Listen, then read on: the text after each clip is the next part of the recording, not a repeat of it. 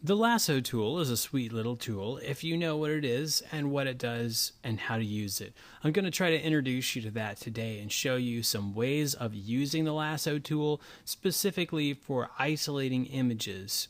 So I've got an image here and I'm going to use it for an example of what the different lasso tools will do.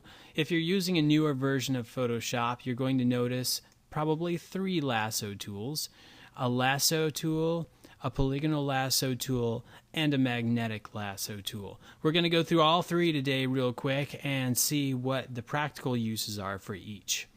In your main lasso tool, you will have a few options up top, which are new selection, and that is one we're going to start with. I'm going to make a selection. Then you have add to selection. I'm going to pick that and I'm going to draw again. That's added to my original selection.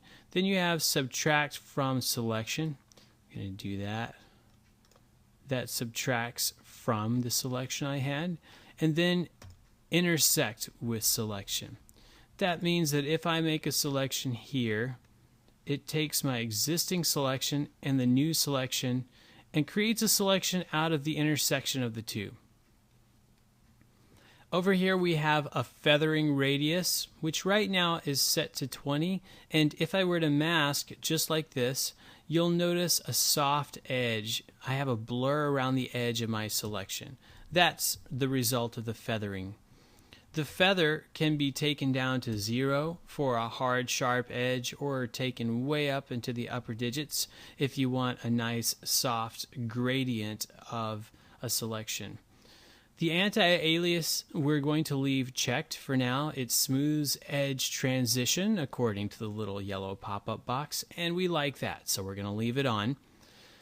Down in the polygonal lasso tool, you'll notice the exact same functions. In fact, I'm going to spend a brief amount of time showing you the difference, and then we'll move on to the magnetic. The polygonal lasso tool, instead of being a free-form lasso that you can simply click and draw with, it is a point-to-point lasso system. So when you click, it creates a point, and the next time you click, it will create a new point. And from that point, you can drag out lines and make a selection based on point-to-point selection.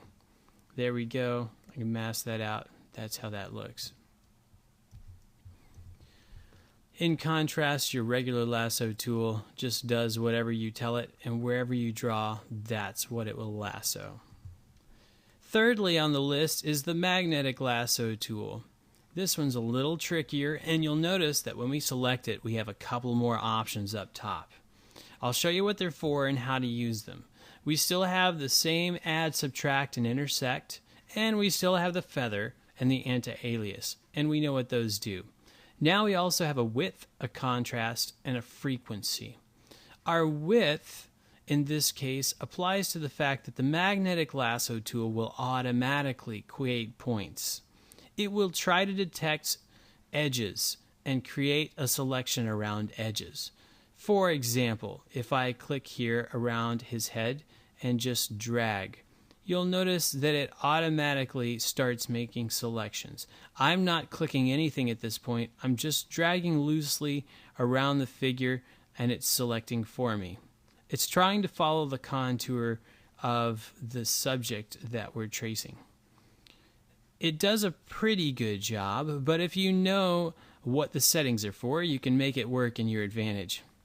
All right. One thing you should know about all the lasso tools is that they self-close the selection. So if I'm way off over here on any of the lasso tools and I click twice to close, it'll automatically draw a line back.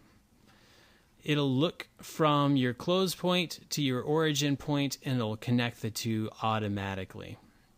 So this is kind of a loose, weird selection that it came up with here. I didn't take the time to trace all of his features, so I'm going to deselect that. And I'm going to show you what the width does. Width actually applies to where it's sampling from. The range here right now is 10 pixels from the closest area. So wherever you clicked from and you start moving along, it's going to look 10 pixels to either side and make a judgment call based on that. You can ramp that up to 50, 100, whatever you want. Type in your own distance. But it sets the distance to consider from edge of the path according to the little pop-up here, which in practical purposes means it's going to determine whether it's a fine path or whether it's looking for information further away from where you clicked. The contrast is also going to be looking for the consideration of the contrast of the edge to the path. What that means in our purposes is how much of a contrast do we want to trace? If we have a smooth gradient, how tightly does it trace that gradient? If we have a hard edge, that's pretty easy, but sometimes when you get blurred edges, you'll need to change the contrast to match that. The frequency simply refers to how often does it set points along the selection. So if I click right now with a frequency of 80 and drag along, it sets fairly regular points. And this works out well for this image because I need it to keep setting points in order to get the contour correct. I can go all the way around this, and you'll notice the amount of points at which the magnetic lasso tool anchors. Alright, so if I complete this and close my selection, you'll see the results. Let's deselect that and bring the frequency down to 10, and I'll show you the difference. Now if I click and drag around, you'll notice there are far fewer points. It's still tracing, but it's creating far fewer points. So it's giving me more of a curve with less sharp corners. And if I want a point, I can click at any time and create one. You don't have to wait for it to create an anchor. You can create one with a simple click and move along. You might want to do that on the edges too. There are times where the magnetic lasso tool does not understand what you want it to do, and that extra click helps it along. So we're going to do that and close up this path, and you will see that we had a lot fewer anchor points.